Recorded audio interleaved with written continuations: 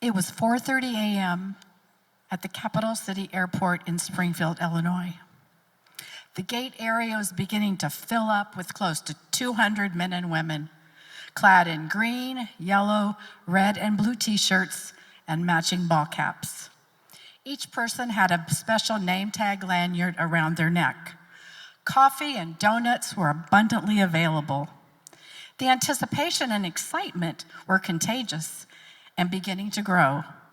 This morning was the departure of a Land of Lincoln honor flight, preparing to board and fly to Washington, D.C. The flight was full of dozens of veterans and their guardians who would spend the day visiting the many memorials that honor those who have served in World War II, the Korean and Vietnam Wars.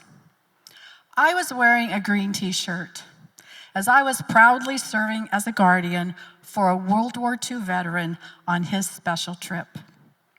Fred was 88 years old and not in good health, so they assigned him to me because I am a nurse.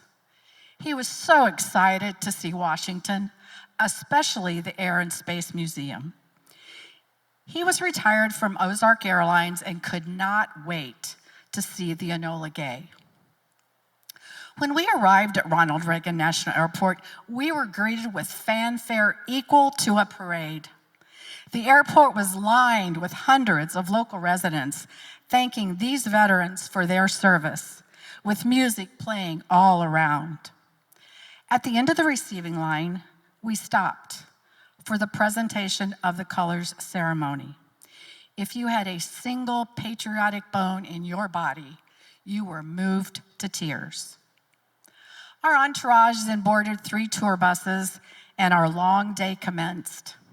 We visited the war and military memorials, the Air and Space Museum, and we were honored guests at the changing of the guard ceremony at the Tomb of the Unknown Soldier. Did you know that as the guard patrols the tomb, he intentionally scuffs the heel of his shoe to acknowledge the presence of honor flight veterans? After a very long and inspirational and educational day, we boarded our flight for the return home. On the way home, there was mail call on the plane, and veterans received letters of thanks for their service, regardless that it had been many years ago.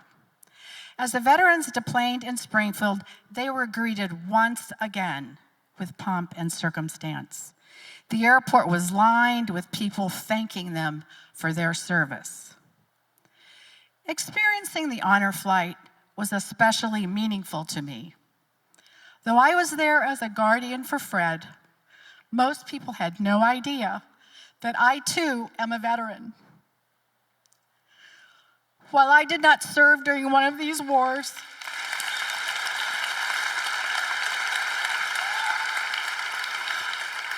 I served for 10 years as an officer in the United States Navy Reserve Nurse Corps. I served 1 weekend a month at the Navy Reserve Center in Decatur, and I trained 2 weeks every year so that if necessary, I would be prepared to serve in active duty as a Navy nurse.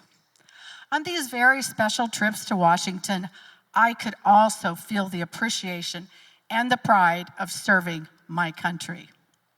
People often ask me, what were you thinking joining the military in your 40s? Yes, I was 42 when I became a commissioned officer in the United States Navy Reserve Nurse Corps, and you might call me crazy. I had 2 colleagues who served in the reserves, and I became quite curious about what they were doing. So I looked into my options.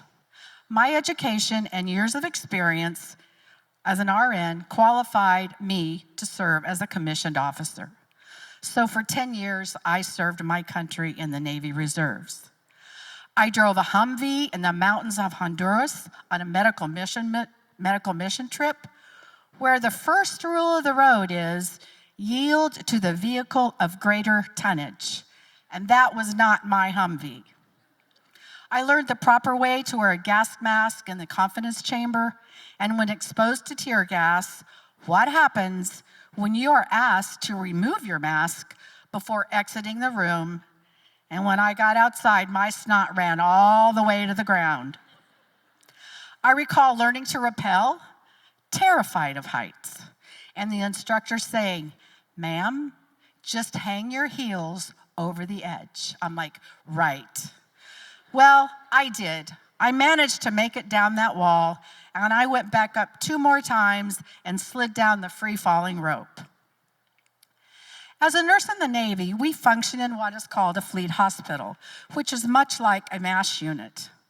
Training for war conditions includes simulations, such as crawling through a jungle with a patient on a stretcher, running triage in a wartime ER, where anything that could go wrong does, such as failure in communication systems or inadequate supplies.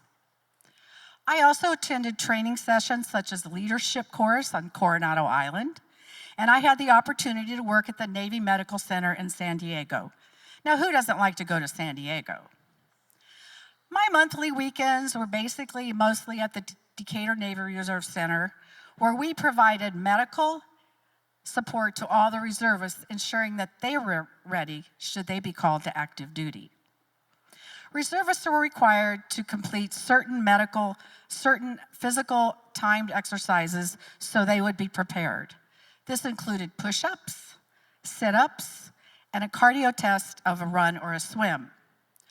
I had started running in my 30s, and I found great pride outrunning those young reservists who had had way too much fun the night before. In my 50s, I was exposed to triathlons. It was exhilarating.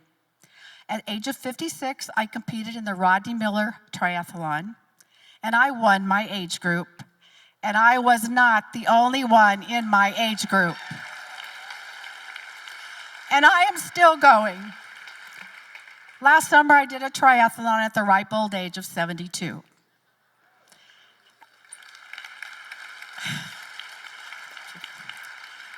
After all of my years as a nurse, as a commissioned officer, and after spending my entire career of taking care of others, running and competing is something I continue to do for me.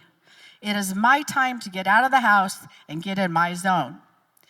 You see, even though I am retired, I am still a full-time caregiver for my husband, who has many health issues. Some days I am Nurse Ratchet, and some days he tells me I hung the moon. One day he did ask me, "Do you do all these things to get away from me?" And I said, "No, I do these things because I can, and someday I may not be able to. So now is my time to keep learning and growing and doing all the things I've always loved to do." I've always had a love for music. I sang in grade school chorus, high school choirs, and church choirs, and I've enjoyed singing in the Greater Decatur Chorale. And I now get to perform with OPUS 24, and this just feeds my soul. I also played piano on and off, never practicing like I should. So I started lessons again after retirement, and now I do practice most every day. I volunteer playing at a local hospital, and last year I even did a stint playing at Von Mar. It was a little harder than I thought, but I so enjoyed it. I know one day I may not get to enjoy all the things as often, if and when my husband needs me more or my own health dictates it. So I am not ready to stop. I loved my nursing career. My greatest accomplishment was the opening of the Central Illinois Surgery Center. I think I may have been a little over my head when I took the position and to build this center from the ground up. But I discovered resources and people that helped me get an amazing center up and running. And I always remember what my husband said when I took on this endeavor. He said, "This is your chance to put all your passions and experiences into action. This is your moment to become self-actualized." And he was not wrong. I am so proud of my nursing career. It has been an honor to care for so many patients through the years. I'm grateful that my husband and I are soon to celebrate 54 years of marriage.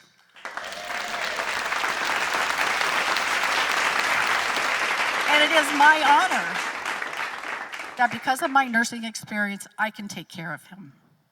You know, in these golden years, those vows of in sickness and in health can take on a whole new meaning. I am honored by the love my children and grandchildren show me. I am blessed that my body still honors my desire to keep running, and I just adore that posse of friends that keeps me moving. I continue to keep music in my life for the joy that it brings me, and I am honored that I get to share that joy with others when I play.